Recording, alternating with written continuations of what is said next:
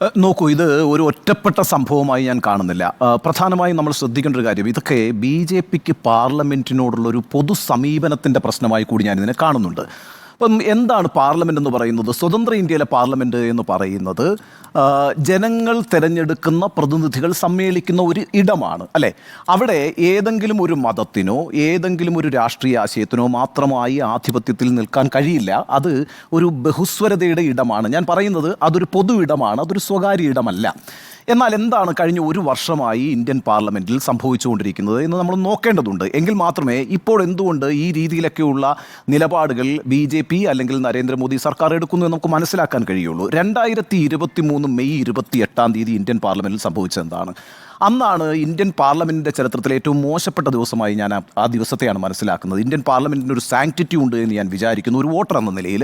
ആ സാങ്ക്ടിറ്റി മുഴുവൻ ചോദ്യം ചെയ്യപ്പെട്ട ദിവസമാണ് 2023 മെയ് 28. അന്നാണ് ചെങ്കോല് നരേന്ദ്രമോദി ഈ പാർലമെൻറ്റിൽ സ്ഥാപിക്കുന്നത്. എന്താണ് ഈ ചെങ്കോൽ എന്ന് പറയുന്നത്? ഇന്ത്യയിൽ ചെങ്കോൽ എന്ന് പറയുന്നത് ഒരു ഡിവൈൻ സിംബലാണ്, ഒരു ദൈവീകമായ ചിഹ്നമാണ്. ഹിന്ദു രാജാക്കന്മാർ അവരുടെ പ്രജകളെ ഭരിക്കാൻ വേണ്ടിയിട്ട് തങ്ങൾക്ക് ധാർമ്മിക അവകാശമുണ്ട് എന്ന് വരുത്തി തീർക്കുന്നതിനായി കാണിച്ചൊരു കാര്യമാണ് ഈ ചെങ്കോൽ എന്ന് പറയുന്നത്. ആ ചെങ്കോല് ദൈവം ഞങ്ങൾക്ക് കൈമാറിയിരിക്കുന്നു, അതുകൊണ്ട് ഞങ്ങൾക്ക് നിങ്ങളെ ഭരിക്കാൻ അവകാശമുണ്ട്. ഇതാണ് ഹിന്ദു രാജാക്കന്മാർ പ്രജകളോട് പറഞ്ഞുകൊണ്ടിരുന്നത്. ഇതിപ്പോൾ മനസ്സിലാക്കാൻ നമ്മൾ അധിക ദൂരമൊന്നും പോകണ്ട. ഈ കന്യാകുമാരിയിൽ പോയാൽ മധുര മീനാക്ഷി ക്ഷേത്രത്തിൽ ഒരു ഓയിൽ പെയിൻറ്റിംഗ് ഉണ്ട്. ആ പെയിൻറ്റിങ്ങിൽ മധുര മീനാക്ഷി എന്ന് പറയുന്ന ദേവത അന്നത്തെ മധുര രാജാവിന് ഒരു ചെങ്കോല് കൈമാറുന്നതിൻ്റെ ഒരു ദൃശ്യമാണ് ആ പെയിൻറ്റിംഗ് എന്ന് പറയുന്നത്. അത് കമ്മ്യൂണിക്കേറ്റ് ചെയ്യുന്നത് ഈ രാജാധികാരം എന്ന് പറയുന്നത് യഥാർത്ഥത്തിൽ ദൈവം നൽകിയിരിക്കുന്നു എന്നുള്ളതാണ്. ഇപ്പോൾ ഇന്ത്യൻ യൂണിയൻ ഉണ്ടാക്കുമ്പോൾ സർദാർ വല്ലഭായ് പട്ടേലാണ് അതിന് നേതൃത്വം കൊടുത്തിരുന്നത്. അന്ന് ഏറ്റവും അവസാനമായി യൂണിയനിൽ ചേർന്ന രാജ്യം ഏതാ? തിരുവിതാംകൂറാണ്, നാട്ടുരാജ്യം എന്നുള്ളതിലേക്ക്. എന്തുകൊണ്ടാണ് തിരുവിതാംകൂർ അത് ചേരാൻ വിസമ്മതിച്ചത്? വിസമ്മതിച്ച ഒറ്റ കാര്യമുള്ളൂ, തിരുവിതാംകൂർ എന്ന് പറയുന്നത് ശ്രീപത്മനാഭൻ്റെ രാജ്യമാണ് എന്നുള്ളതാണ്. അപ്പോൾ ശ്രീപത്മനാഭന് ഒരിക്കൽ പോലും ഈ പറയുന്ന ഇന്ത്യയിലെ മറ്റൊരു അധികാരത്തിൻ്റെ കീഴിൽ നിൽക്കാൻ കഴിയില്ല. ഇതാണ് അന്ന് തിരുവിതാംകൂർ പറഞ്ഞുകൊണ്ടിരുന്നത്. അന്ന് സർദാർ വല്ലഭായ് പട്ടേൽ തിരിച്ചു ചോദിച്ചതായിട്ട് KR നാരായണൻ ഒരു പ്രസംഗത്തിൽ പറഞ്ഞിരിക്കുന്നത് അറിയോ? ഈ ശ്രീപത്മനാഭന്, നിങ്ങളീ പറയുന്ന ശ്രീപത്മനാഭന് ബ്രിട്ടീഷ് വൈസ്രോയിമാരെ അനുസരിക്കാമായിരുന്നു, അവരുടെ കീഴിൽ ജീവിക്കാമായിരുന്നു എന്ന് തിരിച്ചു ചോദിച്ചതായിട്ട് പറയുന്നത്. കാരണം വെച്ചാൽ സ്വാതിരുന്നാൾ തന്നെ പറഞ്ഞിട്ടുണ്ടല്ലോ, ഞാനിപ്പോൾ ശ്രീപത്മനാഭദാസനല്ല, മറിച്ച് ഈസ്റ്റ് ഇന്ത്യ കമ്പനിയുടെ ദാസനാണ് എന്ന്. അപ്പോൾ ഞാൻ പറഞ്ഞു വരുന്നത്, നമ്മൾ ഈ ചരിത്രം മനസ്സിലാക്കേണ്ടത് ഈ രാജാധികാരവുമായി ബന്ധപ്പെട്ടാണ് ഈ ചെങ്കോലുള്ളത്. ഈ അവസാനം ഈ തെരഞ്ഞെടുപ്പിൻ്റെ ഘട്ടത്തിൽ എന്താണ് നരേന്ദ്രമോദി പറഞ്ഞത്? ഞാൻ തന്നെ ദൈവമാണ്, അല്ലെങ്കിൽ ദൈവത്തിൻ്റെ പ്രതിപുരുഷനാണ് എന്നാണ്. അതായത് ഈ പറയുന്ന ചെങ്കോല് സ്ഥാപിച്ചതിന് ശേഷം ഒരു 300 സീറ്റിന് മുകളിലാണ് BJP അധികാരം കിട്ടുന്നെങ്കിൽ പാർലമെൻറ്റ് തന്നെ കൂടുമെന്ന് ഞാൻ വിചാരിക്കുന്നില്ല. കാരണം അതിന് പറ്റിയൊരു നറേറ്റീവ് ഉണ്ടാക്കി വെച്ച് കഴിഞ്ഞിട്ടുണ്ടല്ലോ. ചെങ്കോല് സ്ഥാപിച്ചു, ദൈവികമായ പിന്നെ അനുഗ്രഹത്താൽ ഞാൻ ഇനിയിപ്പോൾ ഒരു പ്രതിപുരുഷനായി ഭരിക്കാൻ പോകുന്നു. പാർലമെൻറ്റിനോടുള്ളൊരു സമീപനം ഇതൊക്കെയാണെന്നേ.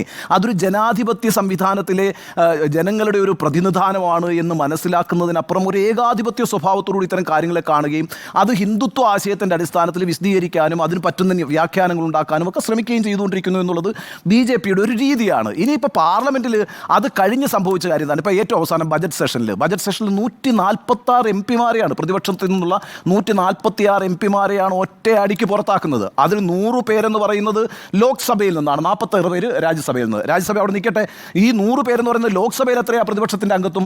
142 പേരാകെയുള്ളത്. അതായത് 2/3 പ്രതിപക്ഷത്തെയും പുറത്താക്കുന്നു. നിങ്ങൾ ഒരു MP-യെ പുറത്താക്കുമ്പോൾ, അല്ലെങ്കിൽ 100 MP-മാരെ പുറത്താക്കുമ്പോൾ, അവർ പ്രതിനിധീകരിക്കുന്ന കോടിക്കണക്കിന് ജനങ്ങളെയാണ് പുറത്തു നിർത്തുന്നത്, അവരുടെ അഭിപ്രായത്തെയാണ് പുറത്തു നിർത്തുന്നത്. അപ്പോൾ പ്രതിപക്ഷം വേണ്ട. ഈ രീതിയിലാണ് പാർലമെൻറ്റിനോടുള്ള അപ്രോച്ച് എന്ന് പറയുന്നത്. അപ്പോൾ ഇതൊന്നും ലളിതമല്ല. ഇപ്പോൾ ഈ രീതിയിൽ നമ്മൾ മനസ്സിലാക്കുകയാണെങ്കിൽ ഇപ്പം എന്താ അവസ്ഥ?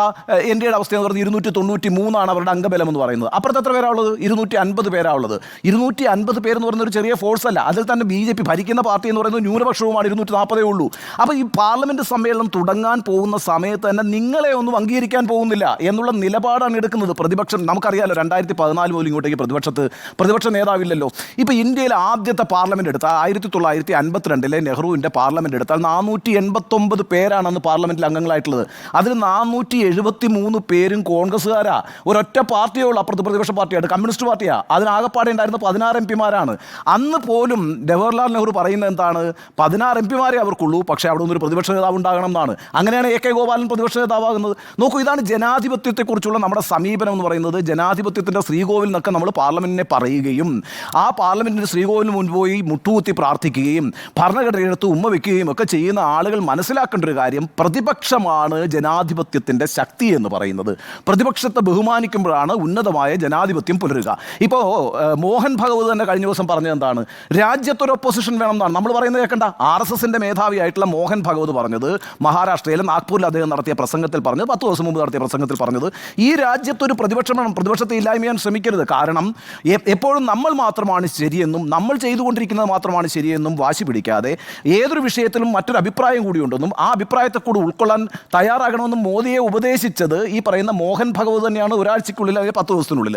അപ്പോൾ ആ പ്രസംഗമെങ്കിലും നരേന്ദ്രമോദി കേൾക്കണം. ഞാൻ പറഞ്ഞു വരുന്നത്, ഈ പറയുന്ന കൊടിക്കുന്നിൽ സുരേഷിനെ അങ്ങോട്ട് മാറ്റി നിർത്തുമ്പം യഥാർത്ഥത്തിൽ ഒരു അയൺ ഹാൻഡാണ് പ്രയോഗിക്കുന്നതെന്നേ. ഈ രാജ്യത്ത് മറ്റ് പാർട്ടികളെയൊന്നും ഞങ്ങൾ ഭരിക്കും, ഞങ്ങൾക്ക് എതിരെ നിൽക്കുന്ന ആരുടെയും മുഖം ഞങ്ങൾ നോക്കില്ല, ആരുടെയും അഭിപ്രായത്തെ പരിഗണിക്കത്തില്ല, ഈ രീതിയിലുള്ളൊരു സമീപനത്തിൻ്റെ തുടക്കമാണ് ഇപ്പോൾ നരേന്ദ്രമോദി കാണിച്ചിരിക്കുന്നത്, അല്ലെങ്കിൽ BJP കാണിച്ചിരിക്കുന്നത്. എന്താണ് പ്രോട്ടം സ്പീക്കറായിട്ട് 2 ദിവസം മാത്രമാണല്ലോ ഈ പ്രോട്ടം സ്പീക്കർ എന്ന് പറയുന്ന ആൾക്കുള്ള ചുമതല എന്ന് പറയുന്നത്. അത് തന്നെ ഈ സത്യവാചകം ചൊല്ലിക്കൊടുക്കുകയാണല്ലോ. അതിനപ്പുറത്ത് വേറൊരു ഉത്തരവാദിത്വം അദ്ദേഹത്തിനില്ലല്ലോ. തികച്ചും സാങ്കേതികമായ ഒരു കാര്യമാണ്. അതിൽ പോലും വിട്ടുവീഴ്ചയില്ല എന്ന് പറയുമ്പോൾ ഞങ്ങൾക്ക് ഈ ഭൂരിപക്ഷം കുറഞ്ഞിട്ടുണ്ട് എങ്കിലും, ഞങ്ങളൊരു ന്യൂനപക്ഷമാണ് എങ്കിലും, ഞങ്ങൾ ഇനിയും നിങ്ങളെ കണക്കിലെടുക്കാൻ പോകുന്നില്ല എന്നുള്ള ധാർഷ്ട്യം നിറഞ്ഞ സമീപനമായിട്ടാണ് ഞാനിതിനെ ഒരു എന്താ പറയുക, ജനാധിപത്യത്തെ പരിഹസിക്കുന്ന, ജനാധിപത്യത്തെ വെല്ലുവിളിക്കുന്ന, ഇന്ത്യയിലെ ജനങ്ങൾ വോട്ട് ചെയ്തതിൽ ഏത് ആശയത്തിൻ്റെ അടിസ്ഥാനത്തിലാണോ ആ ആശയത്തെ തന്നെ തള്ളിക്കളയുന്ന ഒരു സമീപനമായിട്ടാണ് അത് തുടക്കത്തിൽ തന്നെ നരേന്ദ്രമോദിയും നരേന്ദ്രമോദിയുടെ സർക്കാരും മുന്നോട്ട് വയ്ക്കാൻ കാരണം.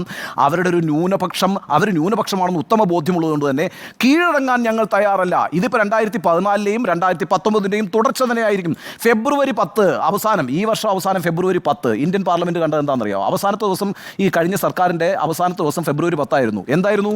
ഇന്ത്യയിൽ അയോധ്യ ക്ഷേത്രം സ്ഥാപിച്ചതിനെ സംബന്ധിച്ചുള്ള പ്രമേയം പാസ്സാക്കിയിട്ടാണ് ഇന്ത്യൻ പാർലമെൻറ്റ് തെരഞ്ഞെടുപ്പിലേക്ക് പിരിയുന്നത്. 2 സഭകളും. ഒന്ന് ആലോചിച്ച് നോക്കി, ഈ ജനാധിപത്യ സംവിധാനത്തിൽ ബഹുസ്വരതയും ബഹുമതവും നിലനിൽക്കുന്ന, ഫെഡറലിസം നിലനിൽക്കുന്ന ഒരു രാജ്യത്ത് ഒരു പാർലമെൻറ്റ് അവരുടെ അധികാരം ഉപയോഗിച്ചുകൊണ്ട് 2 സഭകളിലും ഈ പറയുന്ന അയോധ്യയിലെ ക്ഷേത്രം നിർമ്മിച്ചതിനെ കൈയടിക്കുകയും ഇതാ ഒരു ന്യൂ എറ സ്റ്റാർട്ട് ചെയ്തിരിക്കുന്നു, ഒരു പുതിയ കാലഘട്ടം സ്റ്റാർട്ട് ചെയ്തിരിക്കുകയാണ്, ഒരു പുതിയ യുഗം സ്റ്റാർട്ട് ചെയ്തിരിക്കുകയാണ് എന്ന് പറഞ്ഞുള്ള പ്രമേയം പാസ്സാക്കി. ഇതൊക്കെ നോക്കുമ്പോൾ ഇതൊരു ഗ്രാൻഡ് നറേറ്റീവാണ്. ഇവിടെ ഞങ്ങൾ എന്തൊക്കെ പറഞ്ഞാലും സവർണ ഹിന്ദുത്വ ആശയം തന്നെയാണ് BJPയുടെ എന്ന കാര്യത്തിലൊന്നും ആർക്കും ഒരു സംശയവും വേണ്ട. അവർ സമയാസമയം പോലെ ദളിതരെ കൂട്ടുനിർത്തും, അവർ സമയാസമയം പോലെ പിന്നോക്ക വിഭാഗങ്ങളെ കൂട്ടുനിർത്തും. ഇപ്പോഴും ജാതി സർവേ നടത്താൻ തയ്യാറല്ലല്ലോ, ജാതി സർവേ അംഗീകരിക്കുന്നില്ലല്ലോ. കാര്യം എന്താണ്? സവർണമായ വിശ്വാസങ്ങളും സവർണമായ ആചാരങ്ങളും സവർണമായ ആശയങ്ങളും കൊണ്ട് രൂപപ്പെട്ടിരിക്കുന്ന ഒരു പ്രസ്ഥാനമാണ് BJP എന്ന് പറയുന്ന കാര്യത്തിൽ യാതൊരു തർക്കവും വേണ്ട. അതുകൊണ്ട് ഇവരിങ്ങനെ തന്നെ മുന്നോട്ട് പോകും. അവർക്ക് ഒരു കാരണവശാലും ജനാധിപത്യത്തെ ഒരു താല്പര്യമുള്ള ആളുകളല്ല. അവർ ജനാധിപത്യത്തിൻ്റെ ഭാഗമായിട്ടുള്ള പാർലമെൻറ്റിനെ അനുസരിക്കുന്നവരല്ല, പാർലമെൻറ്റിനെ ബഹുമാനിക്കുന്നവരല്ല. ആ രീതിയിലുള്ള പെരുമാറ്റങ്ങളാണ് കഴിഞ്ഞ 1 വർഷമായി ഇന്ത്യ കണ്ടുകൊണ്ടിരിക്കുന്നത്. അതിൻ്റെ ഒരു തുടർച്ചയായിട്ടാണ് ഈ കൊടിക്കുന്നിൽ സുരേഷ് സംഭവം എന്നാണ് ഞാൻ മനസ്സിലാക്കുന്നത്. കൊടിക്കുന്നിൽ സുരേഷ് ഒരു ദളിതനാണ് എന്നുള്ളത് പ്രശ്നം തന്നെയാണെന്നേ. അതൊന്നും ലളിതമായിട്ട് കാണണ്ട. ആ പ്രശ്നത്തെ ഈ പറയുന്ന എന്താണ് പിന്നെ മറ്റൊരു നറേഷൻ കൂടി ഉണ്ടല്ലോ. ഇപ്പോൾ ഈ ഭർത്തൃഹരി വരുന്നത് ഒഡീഷയിൽ നിന്നാണ്. ഭർത്തൃഹരിയുടെ 7 പ്രാവശ്യമായിട്ട് ഘട്ടത്തിൽ നിന്ന് തുടർച്ചയായിട്ട് വിജയിക്കുന്ന ആളാണ്. എന്നാണ് അദ്ദേഹം ഭർത്തൃഹരി പിന്നെ BJPയിൽ ജോയിൻ ചെയ്തത്? ഈ പറഞ്ഞ മാർച്ച് മാസം, ഈ തെരഞ്ഞെടുപ്പിന് തൊട്ട് മുമ്പ്, തെരഞ്ഞെടുപ്പ് പ്രഖ്യാപിക്കുന്നതിന് തൊട്ട് മുമ്പാണ് അദ്ദേഹം ഇത് ജോയിൻ ചെയ്തിരിക്കുന്നത്. 2 സന്ദേശങ്ങളുണ്ട്. ഒന്ന്, ഒഡീഷക്കാർക്കൊരു എന്താ പറയുക, അവരെ ഒന്ന് ബഹുമാനിക്കുന്നു ഞാൻ, കാരണം BJPക്ക് അധികാരം കിട്ടിയ ഒരു സ്ഥലമാണ് ഒഡീഷ. 2, ഇനിയും വിഭജിച്ചു വരുന്നവർക്കൊക്കെ വലിയ വലിയ അധികാരങ്ങൾ നൽകും എന്നുള്ള സന്ദേശമുണ്ട് ഇതിനകത്ത്. ഞങ്ങൾ ഇനിയും വെറുതെ ഇരിക്കാൻ പോകുന്നില്ല, ഇനിയും ഞങ്ങൾ പിളർത്തും ആളുകളെ. അങ്ങനെ വരുന്നവർക്കൊക്കെ ഞങ്ങൾ എന്ത് വില കൊടുത്തും വലിയ പദവികൾ നൽകുമെന്നൊരു സന്ദേശം കൂടി കൊടുക്കുന്നുണ്ട്. അതുകൊണ്ട് ഇതൊരു ഒറ്റപ്പെട്ട സംഭവമാണെന്ന് ഞാൻ വിചാരിക്കുന്നില്ല. ജനാധിപത്യത്തെ അപഹസിക്കുന്ന, ജനാധിപത്യത്തെ മുഖവിലേക്കെടുക്കാത്ത, ജനാധിപത്യത്തെ ബഹുമാനിക്കാത്തൊരു സമീപനമാണ് ഈ സർക്കാർ തുടരാൻ പോകുന്നത് എന്നുള്ളതിൻ്റെ ആദ്യത്തെ സൂചനയായിട്ടാണ് ഞാൻ ഈ വിഷയത്തെ കാണുന്നത്.